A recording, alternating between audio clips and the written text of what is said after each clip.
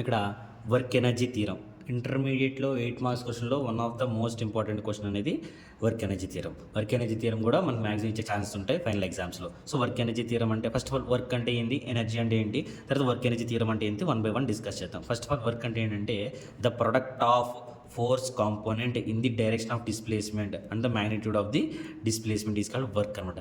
Work అంటే double equal FS అని చెప్తారు. వర్క్ అంటే ఏం లేదండి. సో ఏదైనా ఒక ఫోర్స్తో ఒక ఆబ్జెక్ట్ని మనం ఒక పాయింట్ నుంచి ఒక పాయింట్ మూవ్ చేయగలిగితే దాన్ని వర్క్ చేసాం అంటామంట. ఫర్ ఎగ్జాంపుల్ ఈ పెన్ ఇక్కడ ఉంది.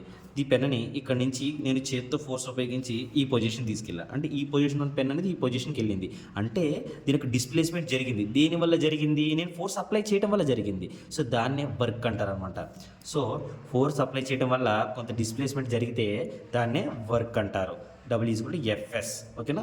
తర్వాత ఇక్కడ మనం 3 కేసులు. ఇప్పుడు ఆబ్జెక్టు ఇక్కడ ఏం చెప్పాడంటే the product of force component in the direction of displacement. ఇది బాడీ ఏ డైరెక్షన్ అయితే డిస్ప్లేస్ అయిందో అదే డైరెక్షన్లో ఫోర్స్ అప్లై చేశాను అనుకో, అది మనం ఇక్కడ కన్సిడర్ చేస్తాం. అప్పుడు మనకు మ్యాక్సిమం వర్క్ అనేది జరిగింది. అదే ఆబ్జెక్ట్ ఇట్లా పెట్టి నేను ఇట్లా స్ట్రైట్గా ఫోర్స్ అప్లై చేసి జరగమన్నా అనుకో, జరిగిద్దా, జరగదు. కొంత యాంగిల్తో అయితే జరిగిద్ది. సో అదే 3 కేసులు చూద్దాం.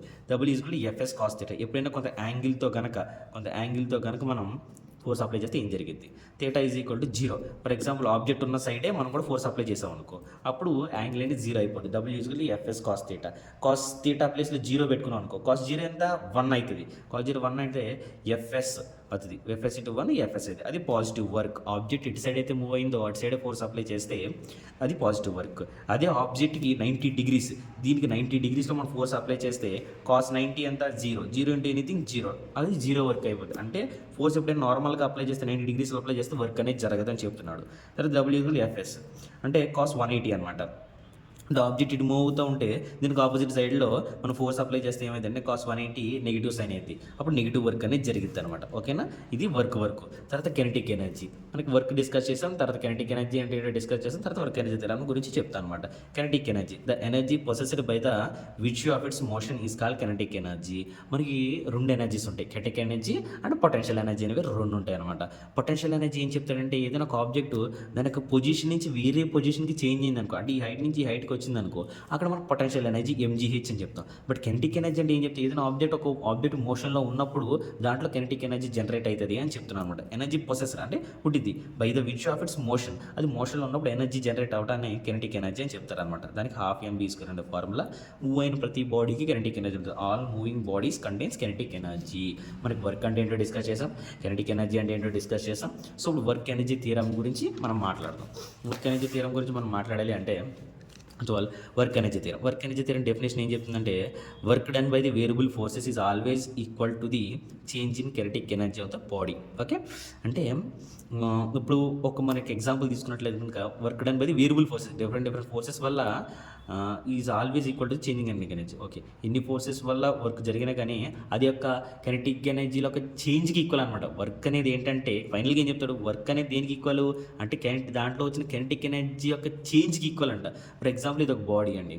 ఈ బాడీ ఇలా మూవ్ అవుతుంది. ఇలా మూవ్ అవుతున్నప్పుడు ఇది ఇనీషియల్ పాయింట్, సో ఇది ఫైనల్ పాయింట్. సో ఇలా మూవుతూ వచ్చింది, ఇక్కడ నుంచి ఇక్కడ మూవ్ అయింది. ఈ మధ్యలో ఎంత వర్క్ జరిగింది అంటే ఇక్కడ ఈ final work minus initial work చేస్తాం అనుకోండి, మధ్యలో వర్క్ వచ్చేసింది. ఫర్ ఎగ్జాంపుల్ చూద్దాం. ఫర్ ఎగ్జాంపుల్ ఒక బాడీ ఇక్కడ 1, ఇక్కడ 2, ఇక్కడ 3, ఇది 4, ఇది 5 అనుకోండి. ఇలా మూవ్ అవుతూ వచ్చింది అనుకోండి. ఇదో బాడీ మనకి 3 నుంచి 5 వరకు కావాలి. ఈ మధ్యలో ఎంత వరకు జరిగింది చెప్పమంటే ఈ 5 - 3 చేసాం అనుకోండి 2 వచ్చింది. అప్పుడు 2 అనే వర్క్ జరిగింది అని మనం కన్ఫర్మ్ చేసుకుంటాం అనమాట. అంటే ఫైనల్ మైనస్ ఇనీషియల్ చేస్తే మధ్యలో ఉన్న వర్క్ అనేది వచ్చేస్తుంది. ఇక్కడ కూడా చెప్తాడు work done by the variable forces is equal to the changing kinetic energy. ఆ కెనెటిక్ ఎనర్జీలో వచ్చిన చేంజ్కి ఈక్వల్ అవుతుంది. Work is equal to ½ mv² - ½ mu². v అంటే ఫైనల్ వెలాసిటీ, u అంటే ఇనీషియల్ వెలాసిటీ. కెనెటిక్ ఎనర్జీ అంటే ఫైనల్ మైనస్ కెనెటిక్ ఎనర్జీ అంటే initial చేస్తే మనకి మధ్యలో ఉన్న వర్క్ అనేది ఎంతవరకు జరిగింది అనేది వచ్చేస్తుంది అనమాట. ఓకే. దీనికి ప్రూఫ్ ఏంటంటే ఒక బాడీ తీసుకుంటాం, దాని మాస్ m అంటాం, దాని ఇనీషియల్ వెలాసిటీ u అంటాం. ఈ ఫోర్స్ యాక్ట్ ఆన్ ఇట్ అనేది దాని ఫోర్స్ యాక్ట్ చేస్తే అప్పుడు అది కొంత వెలాసిటీకి మూవ్ అవుతుంది. దాని ఫైనల్ వెలాసిటీ v అంట. ఇప్పుడు కొంత టైం తర్వాత t అనే టైం తర్వాత ఇక్కడ మనకి ఏంటంటే బేసిక్గా double is equal to FS కదా మనం ఇందాక చెప్పుకున్నట్టు. ఎఫ్ అంటే ఏంటి, న్యూటన్ సెకండ్ లా ప్రకారం f is equal to ma. S అంటే డిస్ప్లేస్మెంట్ కామన్గా రాసుకుంటాం. మనకి ఎం అంటే general common M value M అని రాసుకుంటాం. మనకి యాక్సలరేషన్ తెలియదు, డిస్ప్లేస్మెంట్ తెలియదు. First of all acceleration, displacement ఈ రెండు ఫైండ్ అవుట్ తీసుకొచ్చి ఫార్ములా సబ్స్టిట్యూట్ చేస్తాం అనుకోండి, మనకు వర్క్ వచ్చేసింది. ఈక్వేషన్ అనేది ప్రూవ్ అయిపోతుంది. ఫస్ట్ ఆఫ్ ఆల్ ఎం తెలుసు, యాక్సలరేషన్ అంటే ఏంటో చూద్దాం. యాక్సలరేషన్ అంటే ఏంటంటే మనకి acceleration is equal to velocity by time అని చెప్తాం. వెలాసిటీ బై టైం అంటే వెలాసిటీ అంటే ఎక్కడ ఎంత, final velocity minus initial velocity by time అంటే v minus u by t. Acceleration వచ్చేసింది. డిస్ప్లేస్మెంట్ ఎలా చెప్తుంటే velocity is equal to displacement by time అనే ఫార్ములా ఉంది. ఇప్పుడు displacement is equal to time ఇటు వెళ్తే వెలాసిటీ ఇంటూ టైం అనమాట. So displacement is equal to velocity అంటే ఇక్కడ యావరేజ్ వెలాసిటీ ఇంటూ టైం అన్నట్టు. రెండు ఆబ్జెక్ట్స్ ఉన్నాయి కదా, సో యావరేజ్ వెలాసిటీ మనం కన్సిడర్ చేయాలి కదా. సో అప్పుడు యావరేజ్ వెలాసిటీ అంటే v plus u by 2 into t అనమాట. Double is equal to fs మనం అనుకున్న ఫార్ములా. తర్వాత ఎఫ్ అంటే ఎంఏ, ఎస్ అంటే జనరల్ డిస్ప్లేస్మెంట్. ఇక్కడ వచ్చింది ఎం అంటే ఎం కామన్గా రాస్తాం. యాక్సలరేషన్ మనం ఫైండ్ అవుట్ చేసాం, డిస్ప్లేస్మెంట్ కూడా మనం ఫైండ్ అవుట్ చేసాం. యాక్సలరేషన్ ప్లేస్లో v minus U by T, displacement ప్లేస్లో v plus U by T అనమాట.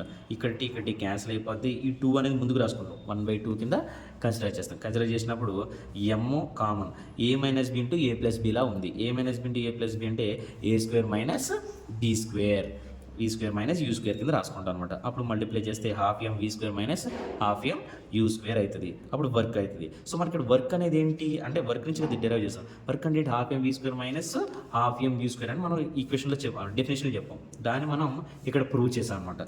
సో మనకి హెన్స్ ప్రూవ్ అయిపోయింది. ఏదైనా ఒక కేసు తీసుకుని final kinetic energy minus initial kinetic energy చేస్తే అది ఎంత వరకు జరిగిందో వచ్చేసి దాని థియరం చెప్పింది.